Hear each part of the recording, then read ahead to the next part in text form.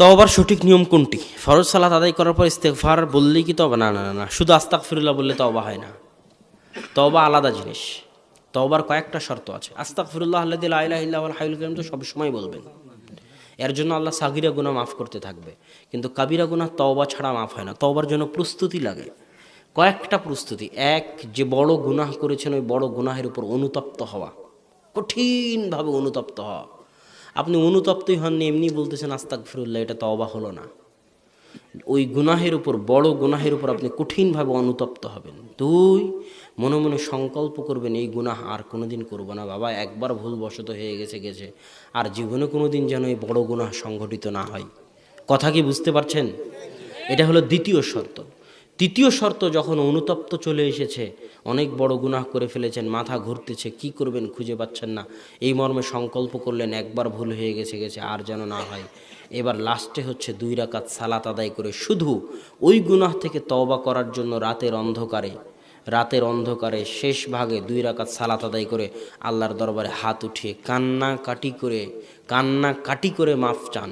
এমনভাবে হাউমাউ করে কাঁদুন যেন আপনার মনে হয় যে আল্লাহ সুবহানাহু ওয়া তাআলা আপনার কান্না দেখে মাফ করে দিতে বাধ্য হয়। এত কঠিনভাবে কাঁদতে হবে, কেঁদে কেঁদে আল্লাহর কাছে শপথ করতে হবে। যেন একটা মানুষের সাথে যখন আপনি কথা বলেন, ঠিক সেভাবে আল্লাহর সাথে কথা বলতে হবে যে আল্লাহ, ভুল হয়ে গেছে, আর জীবনে করব না, আল্লাহ মাফ করে দাও। এই মর্মে ওয়াদাবদ্ধ হয়ে আল্লাহর নিকটে মাফ চাইতে হবে। তাহলে আশা করা যায় যে আল্লাহ মাফ করে দিবেন, আশা করা যায় ইনশাআল্লাহ। কবরস্থানে কোনো টাকা পয়সা দান করা যাবে কি? কবরস্থানে কি জন্য দান করবেন এটা তো স্পষ্ট হতে হবে। একটা হচ্ছে মাজারে দান করা, স্পিড ব্রেকার দেওয়া আছে, মাজারে দান না করলে অ্যাক্সিডেন্ট হয়ে যাবে, এটা শিরক, মহাশিরক। আর একটা হচ্ছে ওই মাজারের উন্নয়ন কল্পে দান করা, এটাও মহাশিরক। আর কবরস্থানে দান করা মানে কবরের জায়গা শেষ হয়ে গেছে, আরও জমি কিনা লাগবে গোরস্থানের, এই জন্য আপনি গোরস্থানের নতুন জায়গা কেনার জন্য দান করলেন, এতে তো কোনো সমস্যা নেই। আপনি নিজেকে আহলে হাদিস দাবি করেন কেন? আল্লাহ তো কোরআনে কোনো জায়গায় বলেননি, বা কোনো সহি হাদিসেই তো দেওয়া নাই যে নিজেকে আহলে হাদিস দাবি করো। আমার প্রথম কথা হচ্ছে, মুসলিম বাদে নিজেকে অন্য কোনো পরিচয় দেওয়া জায়েজ না নাজায়েজ? এটার উত্তর আপনারা দিবেন। মুসলিম বাদে মানে মুসলিম সহ মুসলিম নাম রেখে নিজের অন্য কোনো পরিচয় থাকতে পারে না? আনসার কারা ছিল? মুসলমানেরাই ছিল, তাদের একটা পরিচয় মুসলমান, আর একটা পরিচয় কি? আনসার। মুহাজির কারা ছিল? মুসলমানেরাই ছিল, তাদের একটা পরিচয় মুসলমান, আর একটা পরিচয় কি? মুহাজির। কথা বুঝেননি?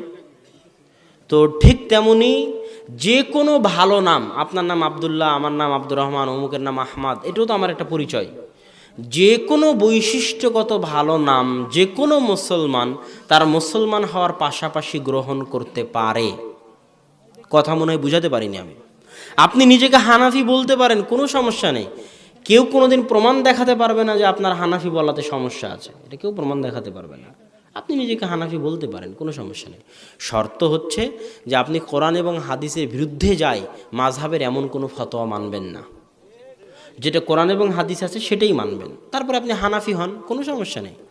আহলে হাদিস হন, কোনো সমস্যা নেই। নাম খারাপ না হলেই হলো, নাম ভালো হলেই হলো।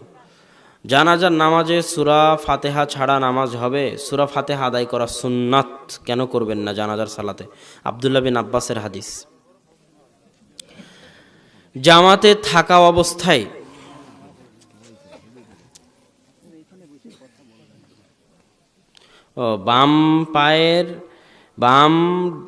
বাম পা ডান পায়ের নিচ দিয়ে বের করে দিয়ে নিতম্বের উপর বসতে অসুবিধা হয়। আল্লাহ বলেছেন লা ইউকাল্লিফুল্লাহ, আল্লাহ সুবহানাহু ওয়া তাআলা ওই কাজ কারো উপর দেন না যে কাজ করার ক্ষমতা সাধ্য তার নেই। যদি খুবই কষ্ট হয়, করতে না পারেন তো করবেন না। আমার কোম্পানি আমার মাধ্যমে ডাক্তারদেরকে কি যেন লিখেছে, অনারিয়াম বা টাকা দেয় ও ওষুধ লেখানোর জন্য। এই টাকা রীতে কাজ করা বিস্তারিত জানাবেন। এখন কথা হচ্ছে, কোম্পানি যদি স্বেচ্ছায় ডাক্তারকে পরামর্শ দেয় কোনো ওষুধ লেখার জন্য, আর সেই ওষুধে যদি কোনো ক্ষতি না থাকে বাস্তবিক যদি ওই ওষুধটা ওই কাজের হয়ে থাকে তাহলে কোম্পানি এই অর্থ ব্যবহার করতে পারে এবং সেটা আপনি দিতে পারেন। কিন্তু কথা হচ্ছে ওই অর্থ থেকে আপনি কিছু মেরে নিলেন, সেটার প্রশ্ন হতে পারে আলাদা। প্যান্ট ভাঁজ করে, আর যদি ওষুধের মধ্যে সমস্যা থাকে অথচ কোম্পানি জোর করে সে ওষুধ চালাতে চাচ্ছে, এটা আপনারা জানেন, তাহলে তখন এটা হারাম হবে। প্যান্ট ভাঁজ করে টাকনুর উপরে তুলে সালাত আদায় করা যাবে কি? প্যান্ট কেটে ফেলতে হবে, এভাবে ভাঁজ করা যাবে না। কেননা সব কিছু সালাতে তাসবিহ পাঠ করে। ইউসাব্বিহু লিল্লাহি মা ফিস সামাওয়াতি ওয়াল আরজ, আসমান জমিন এবং তার মাঝে যা কিছু আছে, এই মাইক, টেবিল, জামা কাপড়, পানির বোতল, মোবাইল, গাড়ি, ফ্রিজ, কাগজ, সব কিছু তাসবিহ পাঠ করে কার? বিশ্বাস হয় না? হয় না? না এমনি বললেন? বিশ্বাস হয়? আগুনের জীবন আছে? হ্যাঁ, আগুন তো একটা বস্তু, তাই না? সে আগুনকে আল্লাহ বললেন ইয়া নারু কুনি বারদাম ওয়া সালামান আলা ইব্রাহিম, আগুন ইব্রাহিমের জন্য ঠান্ডা হয়ে যাও। তো ইব্রাহিম আল্লাহর কথা শুনলো না শুনলো না? হ্যাঁ, ইব্রাহিম আল্লাহর কথা শুনলো না শুনলো না? আগুন আল্লাহ সুবহানাহু তাআলার কথা শুনলো। অতএব আগুন বস্তু হওয়ার পরও আগুন আল্লাহর তাসবিহ পাঠ করে। সেরকমভাবে সবই আল্লাহর তাসবিহ পাঠ করে। আপনার ওই জড়ানো জামাও আল্লাহর তাসবিহ পাঠ করে, অতএব কেটে ফেলতে হবে, জড়িয়ে রাখা যাবে না।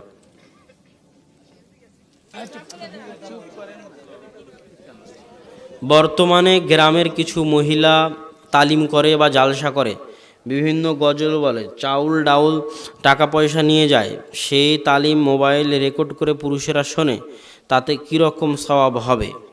আজীব প্রশ্ন। প্রথম কথা হচ্ছে, মেয়েরা জালসা করার জন্য, তালিম করার জন্য এক জেলা থেকে আর এক জেলা সফর করতে পারবে না। আয়েশা রাদিয়াল্লাহু তাআলা আনহা কোনোদিন দাওয়াত দেওয়ার জন্য সফর করেছেন, এর প্রমাণ ইসলামের ইতিহাসে নাই। দাওয়াত মূলত ছেলেদের দেওয়া দায়িত্ব। দাওয়াতের জন্য সফর করা কাদের দায়িত্ব? ছেলেদের দায়িত্ব। দ্বিতীয় কথা, গ্রামের মেয়ে গ্রামের বাড়িতে তালিম করবে, কিছু দিনের কথা বলবে, কোনো সমস্যা নেই, করতে পারে। তবে শর্ত হচ্ছে এই যে উল্টাপাল্টা গজল, শিরকি গজল, বেদাতি গজল, জয়ীফ হাদিস, এগুলো থেকে বেঁচে থাকতে হবে। আবার সেই তালিম রেকর্ড করে পুরুষেরা শুনবে, এটারও কোনো সুযোগ নেই, এটাও চলবে না। হয়তো অনেকেই বলবেন যে আয়েশা রাদিয়াল্লাহু তাআলা আনহার নিকট থেকে সাহাবীরা হাদিস শুনতেন, সেটাকে আপনি কি বলবেন? অবশ্যই সাহাবীরা হাদিস শুনতেন। এখন যদি ইলমের ওই রকম কমতি দেখা যায়, যে এমন প্রশ্ন, যে প্রশ্ন আমাদের সমাজে এমন একজন জ্ঞানী মহিলা আছে, এমন একজন মুহাদ্দিসা আছে, এমন একজন মুফাসসিরা আছে, যেই প্রশ্নের উত্তর না আব্দুল্লাহ ভাই দিতে পারবে, না আর কোনো বড় পুরুষ আলেম দিতে পারবে, ওই মহিলার কাছেই যাওয়া লাগবে, না হলে হবে না, সেটা আলাদা।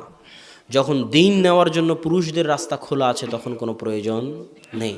তখন মেয়েরা শুধু মেয়েদের মধ্যেই দিনের দাওয়াত দিবে, স্থানীয়ভাবে এবং কোরআন ও সহিহ হাদিস অনুযায়ী।